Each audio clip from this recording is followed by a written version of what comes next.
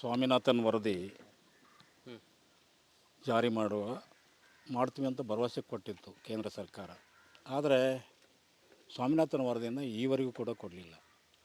ಆ ಉದ್ದೇಶಕ್ಕೆ ರೈತರು ಪ್ರತಿಭಟನೆ ಮಾಡೋದು ಅನಿವಾರ್ಯ ಆಯಿತು. ಎಲ್ಲ ರಾಷ್ಟ್ರಾದ್ಯಂತ ಇವತ್ತು ರೈತರು ಪ್ರತಿಭಟನೆ ಮಾಡಿರೋ ಉದ್ದೇಶನೇ ಸ್ವಾಮಿನಾಥನ್ ವರದಿ ಜಾರಿ ಮಾಡಬೇಕು ಅನ್ನೋದು ಭಾಳ ಮುಖ್ಯ. ಕನಿಷ್ಠ ಬೆಂಬಲ ಬೆಲೆ ಜಾರಿ ಮಾಡಬೇಕು, ಅದನ್ನು ಕಾನೂನಾತ್ಮಕವಾಗಿ ಅದನ್ನು ಇಂಪ್ಲಿಮೆಂಟ್ ಮಾಡಬೇಕು ಅನ್ನೋದು ರೈತರ ಒತ್ತಾಯ. ಆಮೇಲೆ ಈಗ ಏನಪ್ಪ ಅಂದರೆ, ಕೃಷಿ ಕಾಯ್ದೆಗಳನ್ನು ಜಾರಿ ತಂದ್ರಲ್ಲ, ಯಾವ ರೈತ ಸಂಘಟನೆಗಳ ಜೊತೆಗೆ ಚರ್ಚೆ ಮಾಡಲಿಲ್ಲ ಕೇಂದ್ರ ಸರ್ಕಾರ.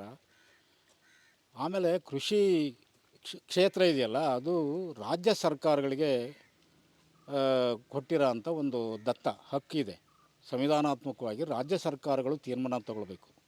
ಕೃಷಿ ಕ್ಷೇತ್ರದಲ್ಲಿ ಏನೇ ಬದಲಾವಣೆ ಮಾಡೋದಾದರೂ ಕೂಡ, ಕೃಷಿ ಕಾನೂನುಗಳು ಬದಲಾವಣೆ ಮಾಡೋದಾದರೂ ಅಲ್ಲಿ ರಾಜ್ಯ ಸರ್ಕಾರ ಇದೆ, ಅಲ್ಲಿ MLAಗಳಿದ್ದಾರೆ, ಚೀಫ್ ಮಿನಿಸ್ಟರ್ ಇರ್ತಾರೆ.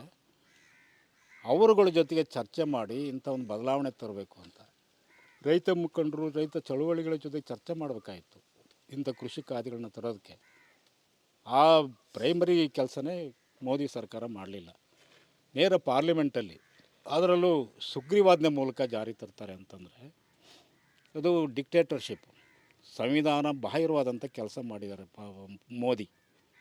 ಆದ್ದರಿಂದ ರೈತರು ಕಟುವಾಗಿ ನಾವು ವಿರೋಧ ಮಾಡ್ತಾಯಿದ್ದೀವಿ. ಜೊತೆಗೆ WTO ಜೊತೆಗೆ ಕೃಷಿ ಕ್ಷೇತ್ರವನ್ನು WTO ಜೊತೆಗೇನು ವರ್ಲ್ಡ್ ಟ್ರೇಡ್ ಆರ್ಗನೈಜೇಷನ್ ಇದೆಯಲ್ಲ, ಅದರ ಜೊತೆಗೆ ಅದನ್ನು ಬಿಟ್ಟು ಬೇಕಾದ್ರೆ ಅವರು ಒಪ್ಪಂದ ಮಾಡ್ಕೊಳ್ಳಿ. ಮುಕ್ತ ಮಾರುಕಟ್ಟೆ ಅಂತ ಏನು ಹೇಳ್ತಾ ಇದ್ದಾರಲ್ಲ, ರೈತರ ಉತ್ಪನ್ನಗಳಿಗೆ ಮುಕ್ತ ಮಾರುಕಟ್ಟೆ ಇದೆ, ಎಷ್ಟು ಬೇಕಾದ್ರೂ ಬೆಲೆ ಸಿಗುತ್ತೆ, ಎಲ್ಲಿ ಬೇಕಾದ್ರೂ ಖರೀದಿ ಮಾಡ್ಬೋದು, ಯಾರು ಬೇಕಾದ್ರೂ ಖರೀದಿ ಮಾಡ್ಬೋದು, ಎಲ್ಲಿ ಬೇಕಾದ್ರೂ ಮಾರುಕಟ್ಟೆ ಮಾಡ್ಬೋದು ಅಂತ ಹೇಳ್ತಾರೆ. ಆದರೆ ಅದು ಪ್ರಾಕ್ಟಿಕಲಿ ಅದು ಆಗಲ್ಲ. ಕೋಟ್ಯಾಧೀಶರು ಯಾರು ಕಾರ್ಪೊರೇಟ್ ಕಂಪ್ನಿಗಳು ಬಂದು ರೈತರ ಜೊತೆಗೆ ರೈತರ ಬೆಲೆಗಳನ್ನು, ಉತ್ಪನ್ನಗಳನ್ನ ಅವ್ರು ಹೇಳಿದ ಬೆಲೆಗೆ ನಾವು ಕೊಡಬೇಕಾದಂಥ ಸ್ಥಿತಿ ಬರುತ್ತೆ. ಅವ್ರು ಹೇಳಿದ ಬೆಲೆಗೆ ನಾವು ಕೊಡುವಂಥ ಸ್ಥಿತಿ ಬರುತ್ತೆ. ಅದನ್ನು ನಾವು ಎಚ್ಚರದಿಂದ ನಾವು ರೈತರು ಎಚ್ಚರ ಆಗಬೇಕಾಗಿದೆ. ಅದಕ್ಕೋಸ್ಕರನೇ ನಾವು ಇವತ್ತು ಪ್ರತಿಭಟನೆ ಮಾಡ್ತಾಯಿದ್ದೀವಿ.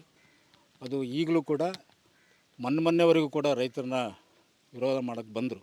ಯಾಕಂದ್ರೆ ಅವ್ರು ಮಾತು ಕೊಟ್ಟಿದ್ದನ್ನು ನಾವು ವಾಪಸ್ ತೊಗೊಳ್ತೀವಿ ಅಂತ ಏನು ಹೇಳಿದ್ರಲ್ಲ ಕೇಂದ್ರ ಸರ್ಕಾರ, ಆದರೆ ಅವ್ರು ವಾಪಸ್ ತೊಗೊಳ್ಳಿಲ್ಲ. ಮತ್ತೆ ಜಾರಿ ಮಾಡುವಂಥ ಎಲ್ಲ ಲಕ್ಷಣಗಳು ಕಾಣ್ತಾ ಇದ್ದವು.